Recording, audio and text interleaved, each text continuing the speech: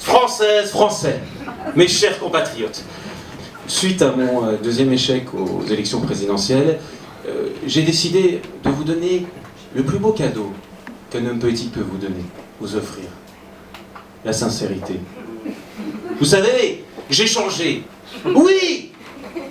Depuis 10 minutes.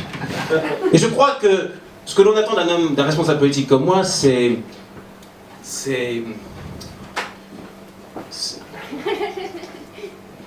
la spontanéité. Oui, voilà.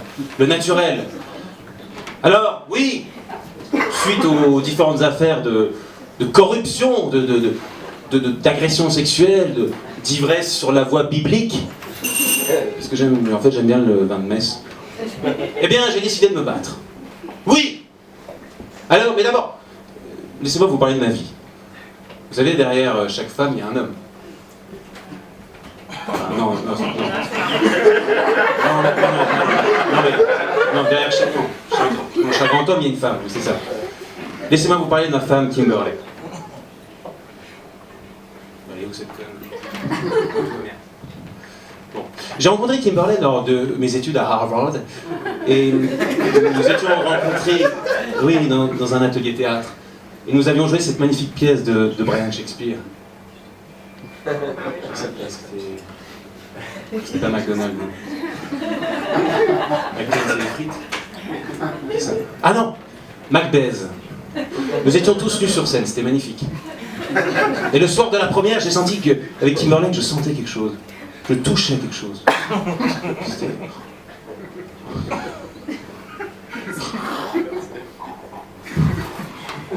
Vous avez vu, j'étais complètement touché. J'étais dans l'instant présent. Un véritable lâcher-prise. Mais oui, parce que je suis comme vous. Je suis un être vrai, eh oui. C'est pour ça que j'ai fait de la politique. C'est pour toucher les gens au plus profond. Alors je n'ai pas peur de vous le dire droit dans les yeux. Effectivement, oui. Oui. J'ai agressé sexuellement des femmes. J'ai détourné de l'argent à des associations caritatives. Mais tout ça, je l'ai fait pour l'amour de la France. Pour redresser le pays. C'est ça être français. Oui. Mais bon, je ne me permettrai jamais de salir le sol français. Toutes ces actions ou mauvaises manœuvres ont été faites lorsque j'étais ministre des Affaires étrangères, hors de France. Alors je pourrais être poursuivi pour de tels aveux, mais par les pays concernés, mais comme je viens de vous livrer ma vérité, j'ai toute votre confiance. Une confiance retrouvée pour mieux manœuvrer, vous écouter. Alors du coup, j'ai créé ma nouvelle formation politique, le POUF. Le Parti d'ouverture et d'union française, pour une France plus posée. Alors je vois des doutes dans vos regards. Je vois, mais je vais vous faire une confidence. Même moi je comprends pas ce que je dis. Mais c'est pas grave, allons de l'avant, vers un avenir futur. C'est le projet que je vous propose. Alors vous savez, il y a des sujets graves. Le terrorisme, les migrants, le chômage, et puis il y a des sujets qui touchent les Français quotidiennement. Je pense, par exemple, au Brexit.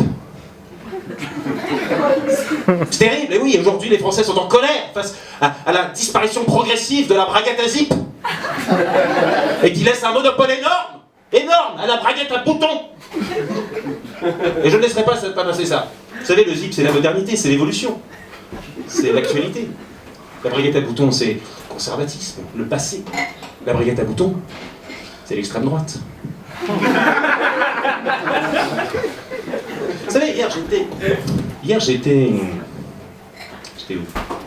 À Dijon. Et je suis allé dans ces usines à zip. Et les gens étaient comme vous, ils me regardaient bizarrement. Mais c'est parce qu'ils souffrent. Et puis je vais conclure en terminant sur un sujet qui m'est fort. La finance. Sujet fort. Aujourd'hui, la finance, elle est partout. Elle guide notre économie. Et je ne prendrai pas des gants pour en parler. Mon parti prend donc la carte Visa, Mastercard, les chèques aussi. Nous acceptons le liquide, PayPal. De toute façon, je serai à l'extérieur de la salle pour recueillir vos dons tout à l'heure. Par contre, je ne prends pas des pièces jaunes. Vive la France. Je vous appelle Louis.